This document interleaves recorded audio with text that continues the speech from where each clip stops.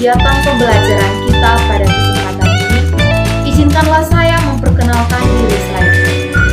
Nama lengkap saya Angela Marisa Mau, mahasiswa semester 3 di Sekolah Tinggi Pastoral Santo Petrus, Keuskupan Atambua.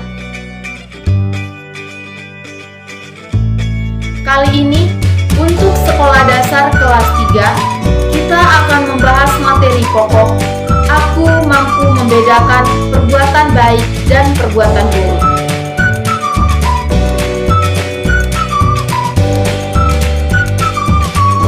Nah, adik-adikku yang terkasih, mari sebelum kita memulai pembelajaran kita, saya mengajak kita semua bersama-sama menyanyikan sebuah lagu dengan tema Hati-hati Gunakan Tanganmu.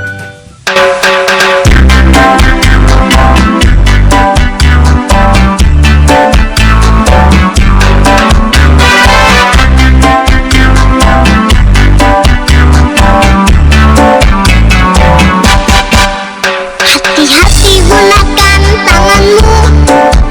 Hati-hati gunakan tanganmu. Karena Bapa di surga melihat ke bawah. Hati-hati gunakan tanganmu. Hati-hati gunakan kakimu.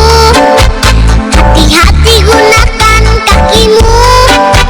Karena Bapa di surga melihat ke bawah. Hati-hati gunakan kakimu. Hati-hati gunakan mulutmu. Hati-hati gunakan mulutmu. Karena Bapa di surga melihat ke bawah. Hati-hati gunakan mulutmu.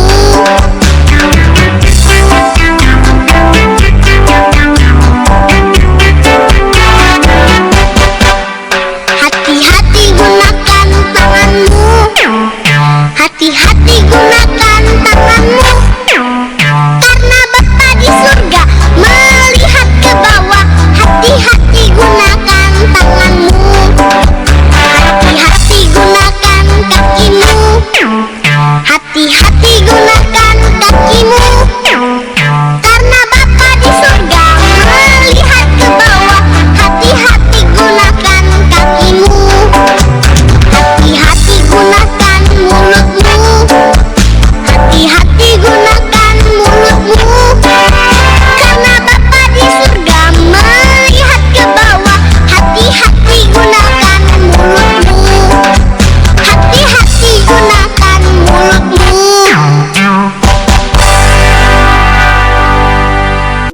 Nah, anak-anak yang dikasihi oleh Tuhan, tadi kita sudah bernyanyi bersama. Bagaimana rasanya? Semoga hati kalian selalu riang gembira. Dan ingat, Tuhan selalu menyapa kita dengan memberikan segala sesuatu yang kita miliki. Terlebih, Tuhan juga menciptakan kita dan memberikan berkat untuk kita untuk menggunakan anggota tubuh kita demi kebaikan, sesuai dengan pelajaran kita pada kesempatan ini. Nah, anak-anak, sebelum kita belajar bersama, mari kita berdoa bersama.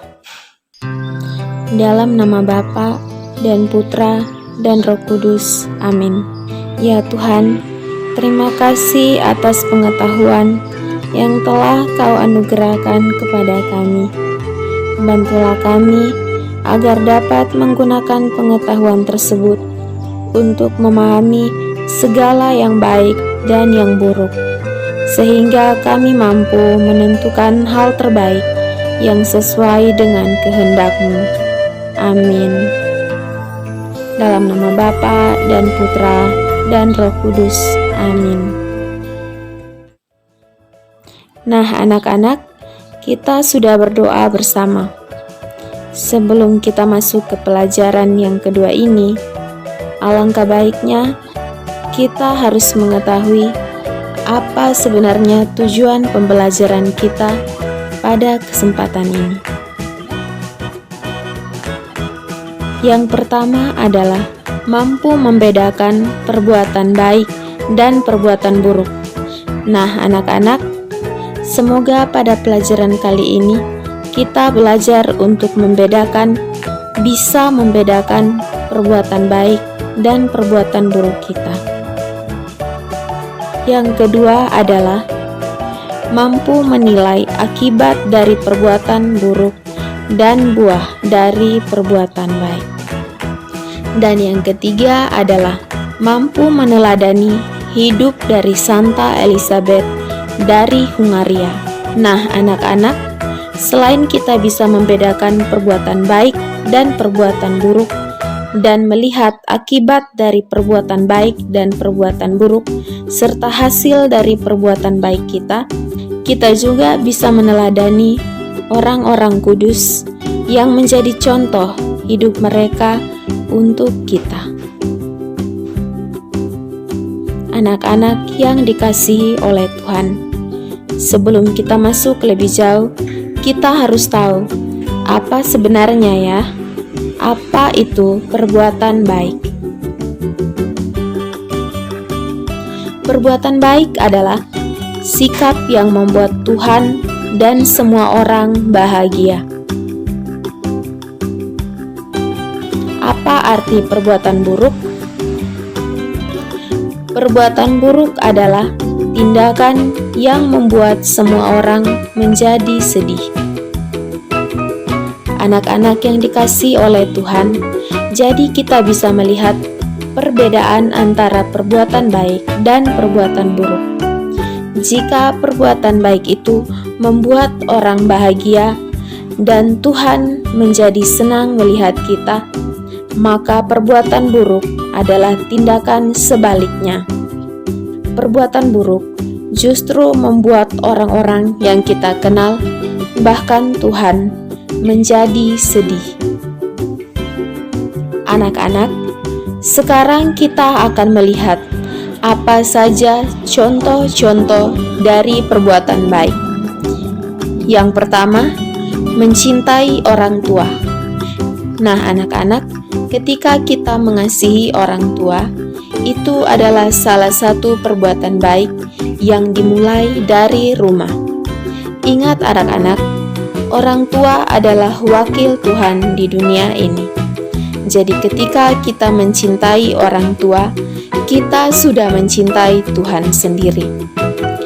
Yang kedua adalah mengasihi saudara. Dan yang ketiga adalah menyayangi teman.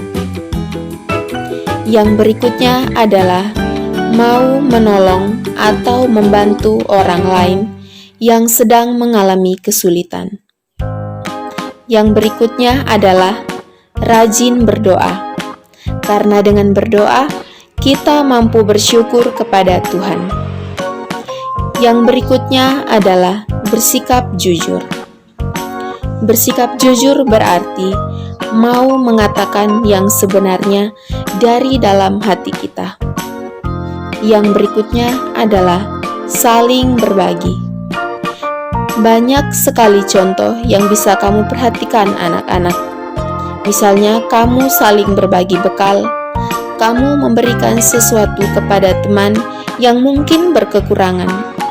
Dan yang berikutnya adalah mau memaafkan dan meminta maaf. Jadi, mau memaafkan jika ada yang bersalah dan mau meminta maaf ketika kita sudah melakukan kesalahan kepada teman atau orang lain.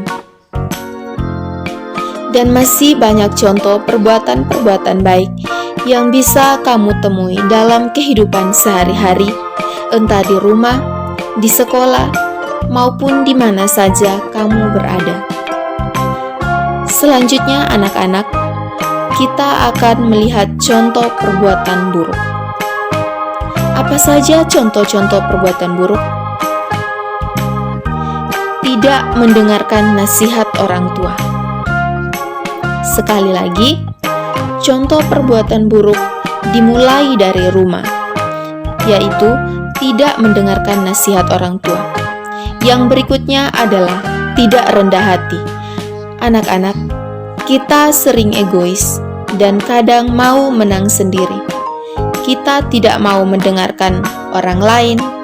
Bahkan kita ingin agar keinginan kita selalu dipenuhi. Itu namanya tidak rendah hati dan mau menang sendiri. Nah, coba kamu lihat dari gambar.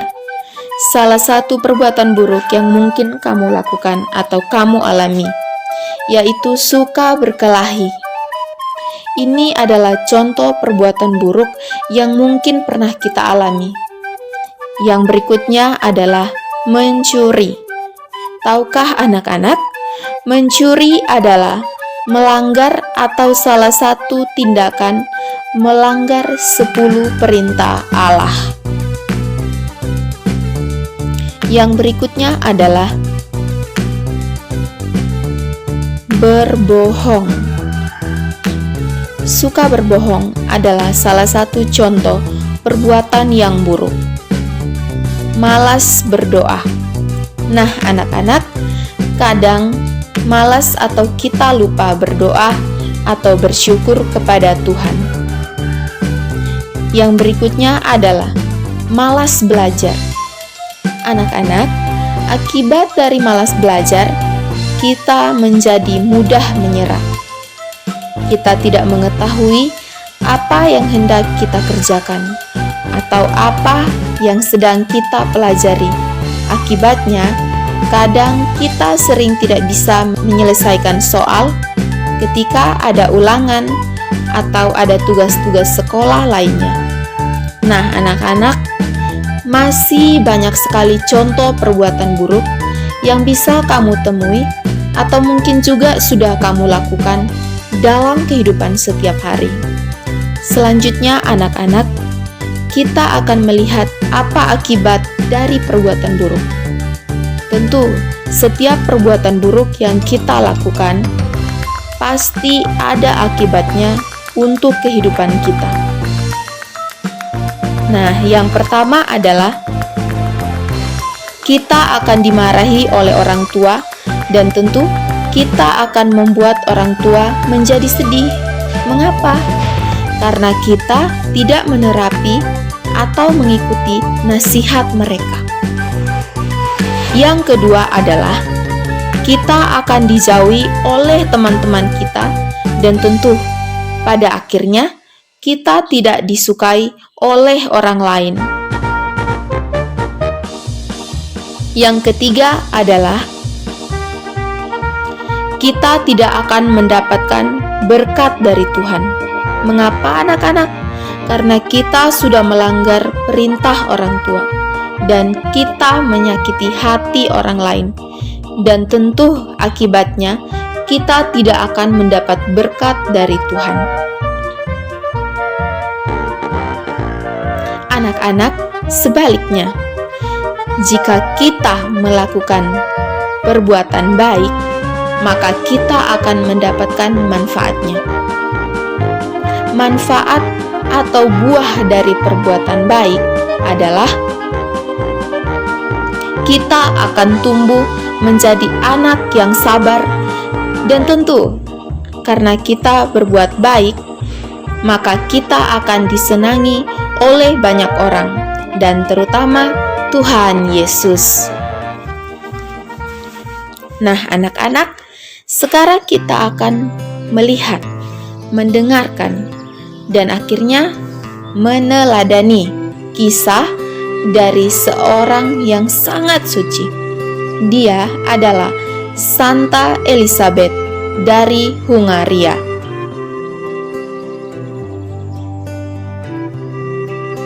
Berikut adalah kisahnya. Anak-anak, Santa adalah sebutan orang suci dan perempuan dalam gereja Katolik. Santa Elizabeth dilahirkan pada tahun 1207. Ia adalah seorang putri Raja Hungaria. Elizabeth tumbuh menjadi seorang gadis yang cantik. Ia pun akhirnya menikah dengan seorang penguasa bernama Louis yang sangat tampan. Tuhan mengaruniakan mereka 3 orang anak, dan mereka hidup bahagia. Namun kebahagiaan itu hanya bertahan selama 6 tahun. Pada suatu hari, Louis meninggal. Ia meninggal karena wabah yang sedang melanda Hungaria. Pada saat itu, dimulailah penderitaan bagi Elizabeth. Mengapa? Karena keluarga Louis ternyata tidak menyukai Elizabeth. Mereka tidak menyukai Elizabeth karena Elizabeth suka membagikan makanan kepada orang miskin.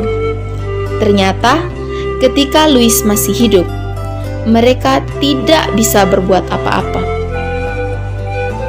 Apa yang mereka lakukan?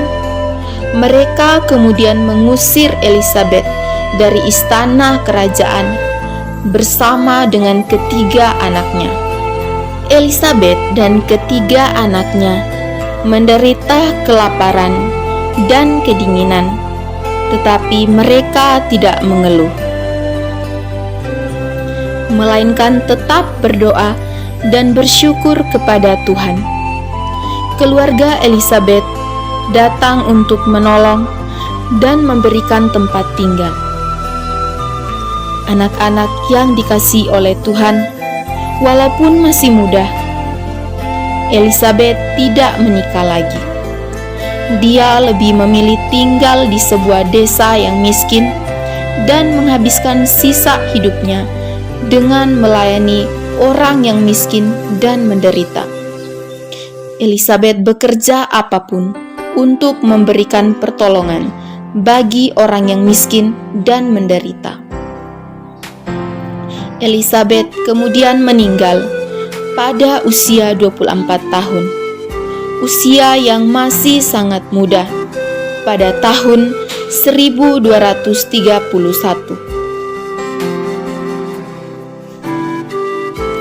Sebelum meninggal, ia bernyanyi, memuji, dan bersyukur kepada Tuhan. Ia yakin Yesus akan membawa kepadanya. Anak-anak yang dikasihi oleh Tuhan, kita sudah mendengar kisah dari Santa Elizabeth dari Hungaria, orang suci yang bisa kita teladani, yang bisa kita jadikan contoh untuk kehidupan kita. Anak-anak, apa saja yang bisa kita teladani dari Santa Elizabeth? Yang pertama, berdoa dan bersyukur kepada Tuhan. Ingat, Santa Elizabeth selalu berdoa kepada Tuhan, bersyukur kepada Tuhan untuk segala hal yang ia miliki dan ia lakukan. Yang kedua, mau membantu orang yang miskin dan menderita. Elizabeth melakukan segala hal hanya untuk bisa membantu orang miskin dan orang yang menderita. Dan yang ketiga, Elizabeth selalu berusaha dan berjuang. Ia mengajak kita untuk selalu berusaha dan berjuang dalam segala pekerjaan kita, dalam segala rencana kita, usaha kita, maupun pekerjaan-pekerjaan kita. Anak-anak yang aku kasihi, pada akhirnya ada beberapa pesan atau nilai-nilai untuk kehidupan kita. Apa saja pesan untuk kita? Pesannya adalah selalu berdoa dan bersyukur kepada Tuhan. Selalu berbuat baik kepada semua orang, misalnya orang tua, saudara, guru, dan teman-teman. Dan tentu saja anak-anak, semua itu untuk kemuliaan dan memuliakan nama Tuhan. Dan akhirnya anak-anak yang dikasihi oleh Tuhan, kita sampai pada akhir pelajaran. Marilah kita menutup pelajaran kita dengan berdoa bersama. Dalam nama Bapa dan Putra, dan Roh Kudus. Amin. Ya Tuhan, terima kasih karena telah Kau tunjukkan kepada kami perbuatan-perbuatan yang baik dan yang buruk. Bantulah kami agar selalu berbuat baik kepada teman-teman, guru, orang tua, dan saudara-saudari kami, sehingga dapat menjadi anak-anak-Mu yang Kau sayangi. Amin. Dalam nama Bapa dan Putra dan Roh Kudus. Amin. Sampai jumpa anak-anak. Terima kasih sudah mendengarkan. Semoga kita bisa bertemu di lain waktu dengan keadaan yang sama. Ingat, tetap belajar, tetap sehat, dan tetap kuat. Tuhan selalu menyayangi kita. Amin.